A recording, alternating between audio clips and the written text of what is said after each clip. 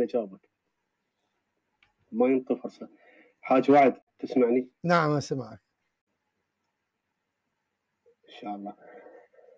بصراحه احب اقول جمله واحده، وانا مرتاح القلب. انا كنت سني من ظهر سني، تمام؟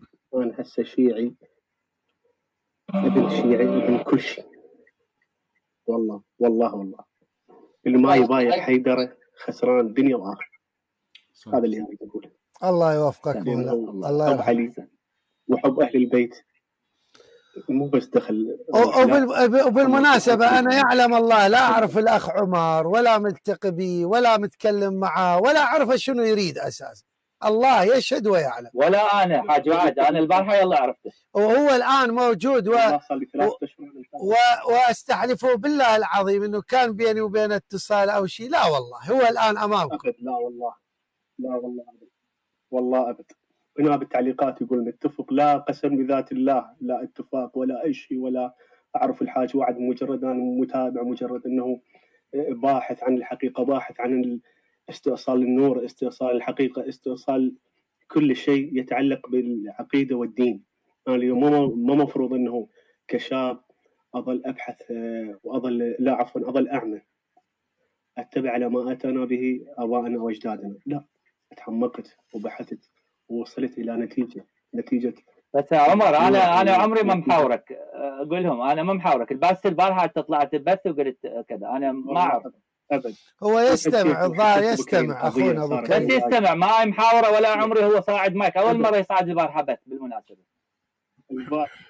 عندي دراسات لين وصلت إلى أمر بعد واقع وأمر يعني حقيقة. خلاص قلت لازم أصعد ويا أبو كريم وأحكي له، أقول له أنا من متابعينك، أنا من كذا. المهم سولفت لأبو كريم قضية صارت وياي قبل تقريبا سنة ونصف أو سنتين، ومن ذاك الأمر هو بقى هذا في بالي، لأنه بس خلي يسجلوه هاي المقطع، هذا مقطع سجلوه إخواني اللي حيقول. تريد تقوله الآن ولا لا؟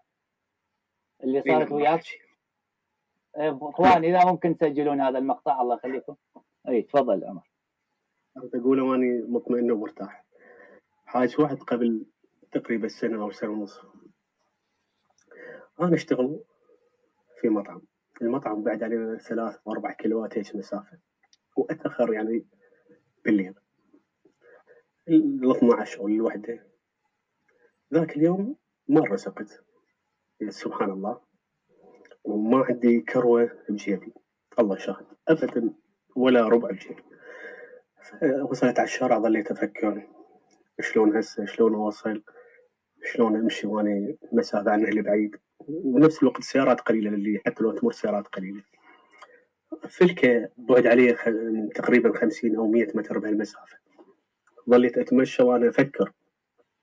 جاني شخص، طبعا إحنا لا يوجد عندنا اسم علي بالمناسبة في منطقتنا والمناطق المجاورة، قليل جدا بنسبة 1%.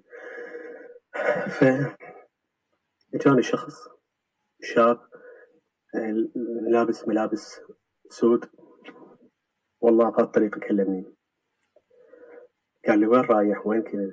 قلت له جيت من العمل ورايح للأهل.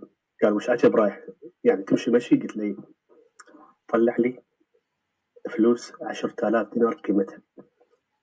قال لي هاي تاخذ تاكسي أو تصعد عبرية بكيفك، بس الباقي ضمن اللي تصرفني. وهاي الطريقة والله مشيت يعني، خطيت خطوة وخطوتين. قلت لا أخوي أنت شو اسمك؟ قال أنا اسمي علي.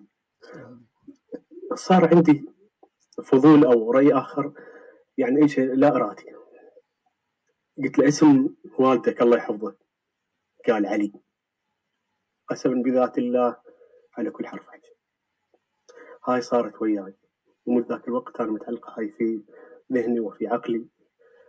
أسأل الله أن يحشرك مع علي بن أبي طالب عليه السلام. أشكرك. في بعد فترة أنه ظليت أتابع أبو كريم، ظليت أبحث عن الحقيقة، ظليت هواي أمور. بس بوقت آخر من انتبهت لأشياء عجيبة، قلت ماكو شيء صدفة. اللي صار عبارة عن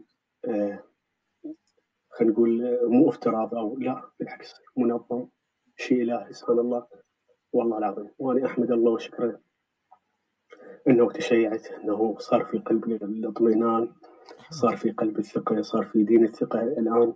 الحمد لله والشكر. والشيء أخيرا أنه أريد كتب أو كتاب أنه يرشدني للعقيدة والأصول إلى آخره. هذا اللي أرجو. رحمة الله على والديك. شكرا جزيلا.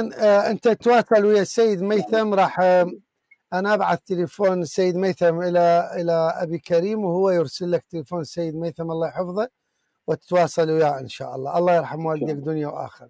شكرا جزيلا ورحمة الله على والديك. سلام على علي بن أبي طالب عليه السلام.